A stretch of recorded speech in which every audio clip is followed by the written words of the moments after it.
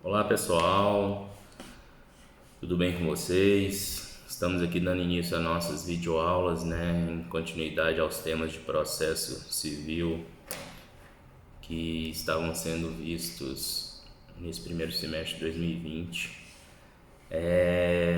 Vamos dar continuidade aos temas e nossa matéria de hoje são os procedimentos especiais. A gente vai ver o primeiro procedimento.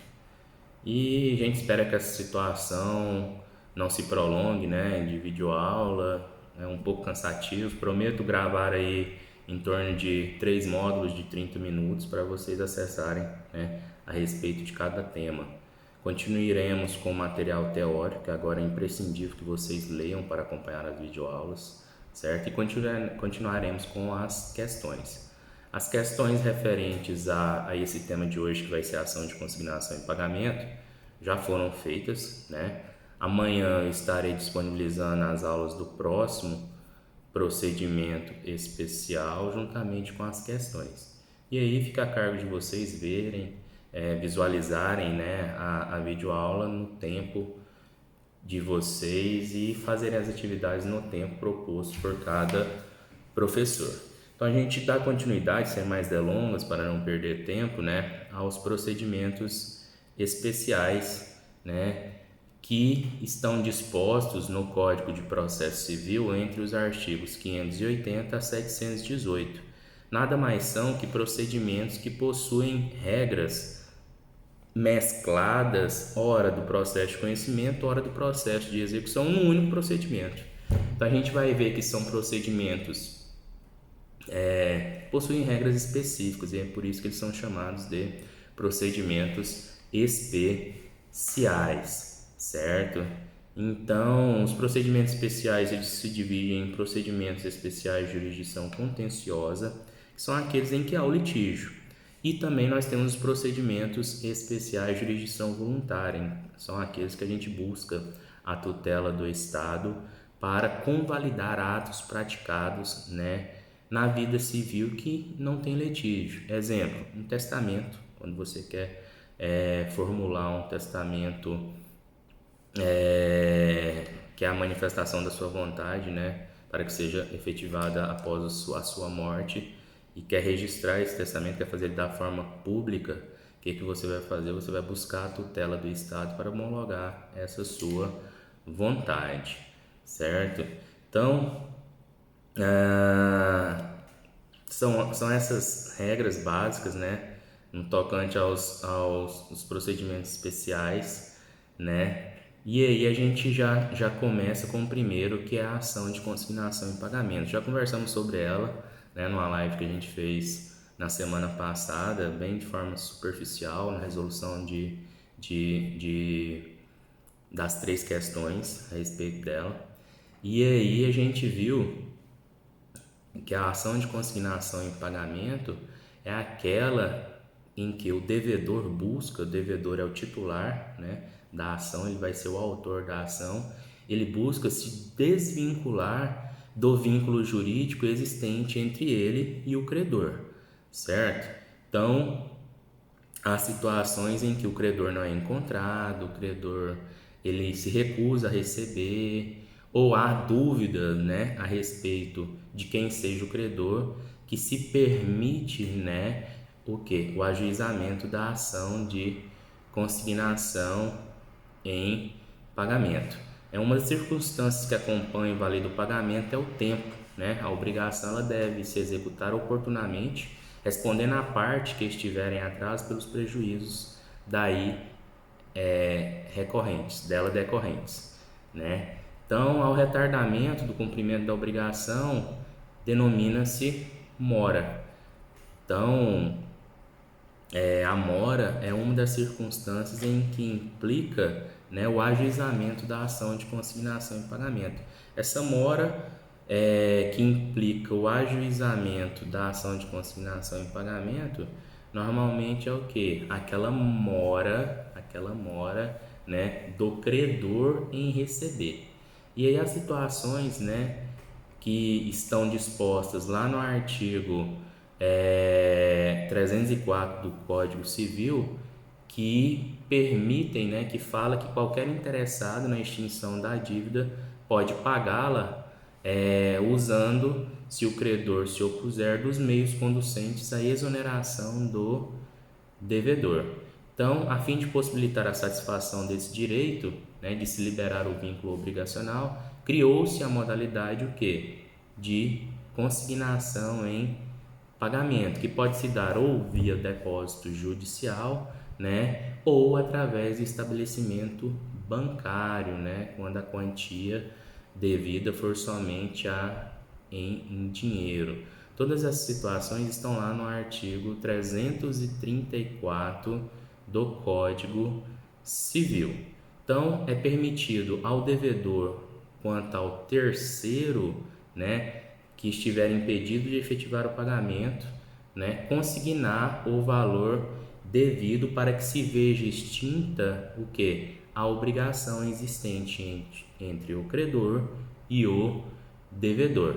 Então, consignação nada mais é que a forma indireta do devedor se livrar do vínculo obrigacional, independentemente da aquiescência do credor.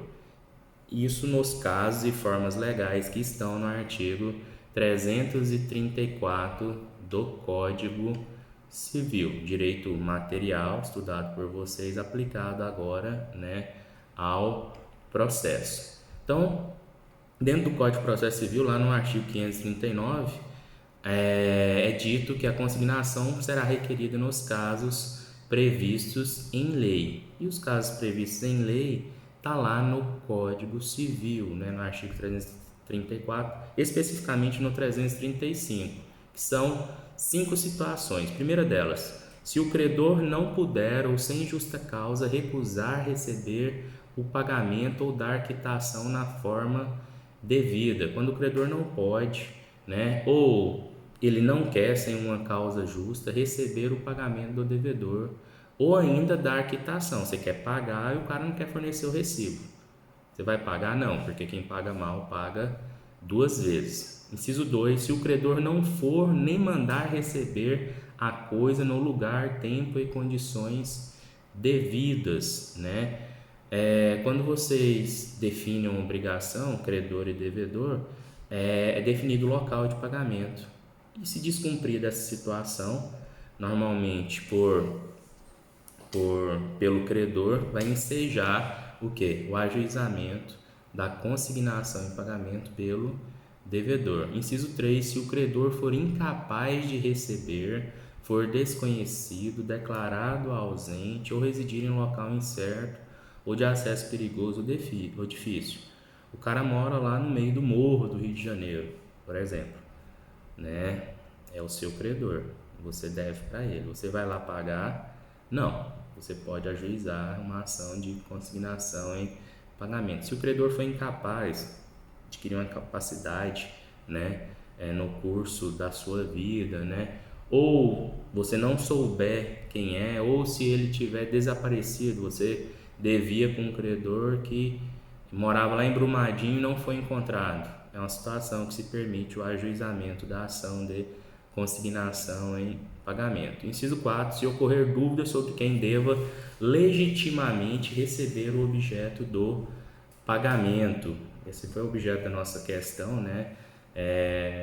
O credor, ele tinha 2 companheiras, supostas companheiras, que com a morte dele procuraram, né, o devedor para poder receber. Você não sabia para quem pagar, qual que era de fato a companheira daquele credor. Então você, para não pagar 2 vezes, né, ajuizaria a ação de consignação em pagamento. E por fim, inciso 5, se pender litígio sobre o objeto do pagamento. Então, pendendo litígio, nada mais correto do que ajuizar a ação de consignação em pagamento. Às vezes há 2 credores brigando com determinada coisa. Vamos supor que você é o inquilino. Você aluga um imóvel e aí descobriu que o suposto proprietário do imóvel que você aluga está em discussão na justiça com outro também que se alega suposto proprietário. E você está lá morando na casa e quer pagar o aluguel. Como é que você vai fazer? Você vai, né, de antemão, vai fazer o quê? Vai depositar em juízo aquele valor daquele aluguel. Por quê? Há litígio, né, versando sobre o pagamento, né, sobre o objeto de pagamento, que seria o quê? O imóvel, né, o aluguel do imóvel no qual você reside como inquilino. Beleza? Essas são as hipóteses, vocês leiam no nosso material, está explicado ponto a ponto, cada inciso, né,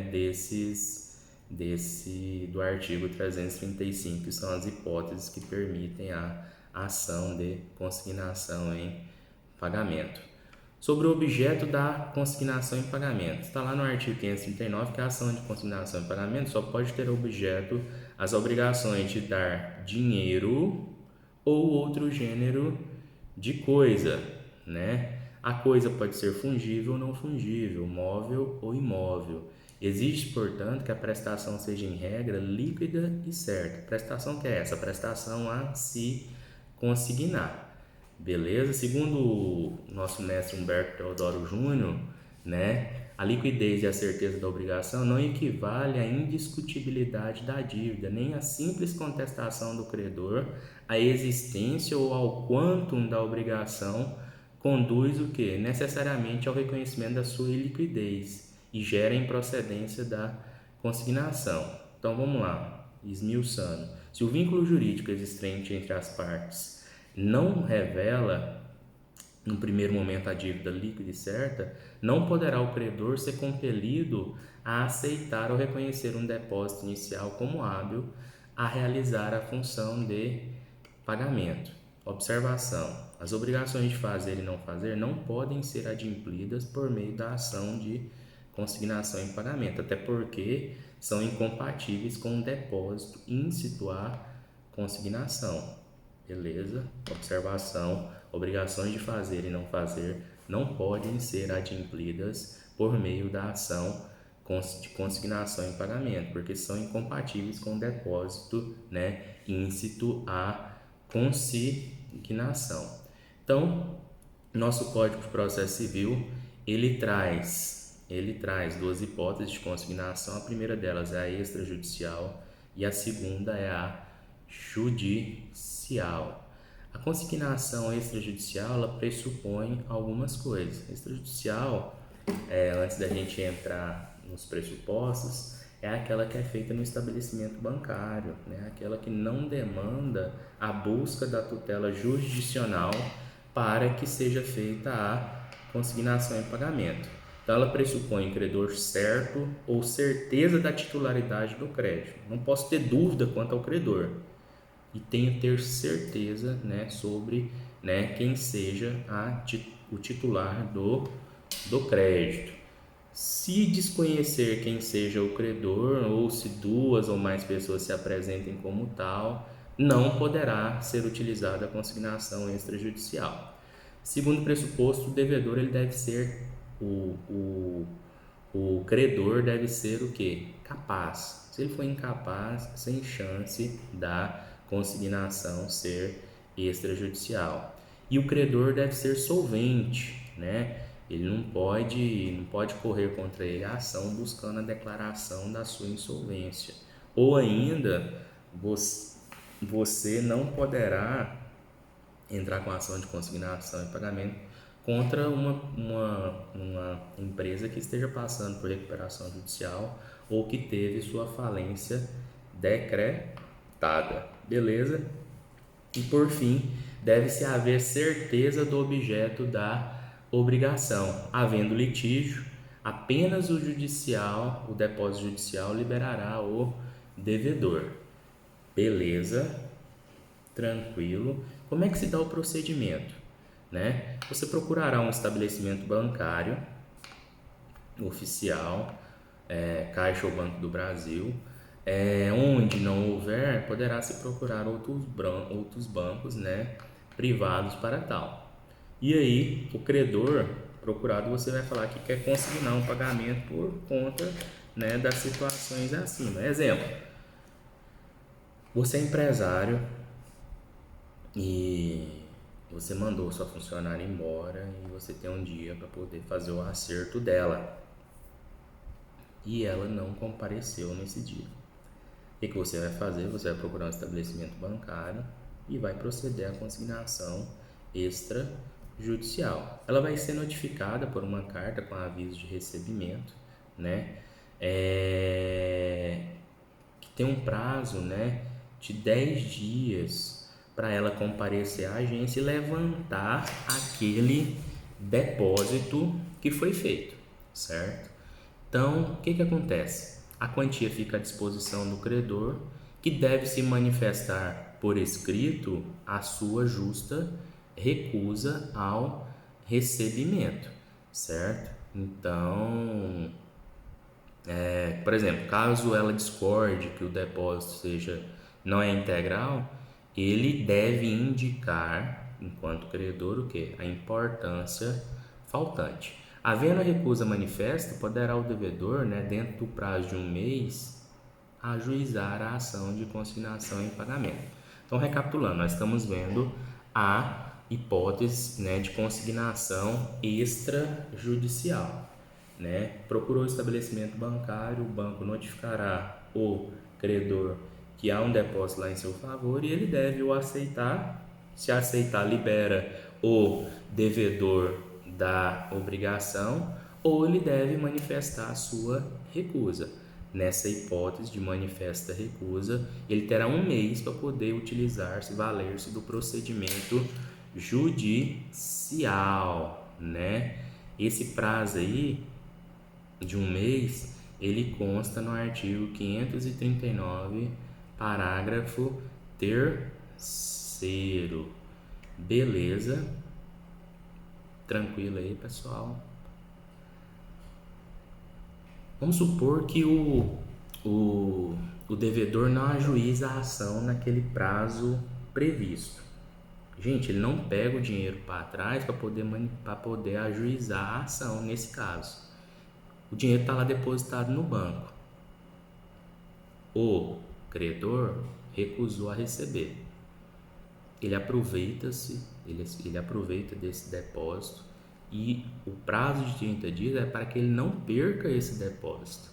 Se passar o prazo de 30 dias e ele não ajuizar, ele pode pegar o dinheiro para trás e não pagar ou valer-se ainda da ação de consignação em pagamento de forma judicial, que a gente vai ver logo em seguida. Beleza? Não proposta a ação no prazo estipulado de um mês, não extingue o direito material à consignação. Não é óbvio para ele exercer o seu direito de ação. O que ocorre é tão somente o restabelecimento da situação anterior. De quê? De dívida, né? Anterior à realização do depósito. Ou seja, a obrigação vai continuar o quê? Em aberto. Beleza, gente? Tranquilo? Eu vou encerrar esse primeiro módulo e aí a gente volta falando da consignação judicial, beleza? Obrigado a vocês, até agora.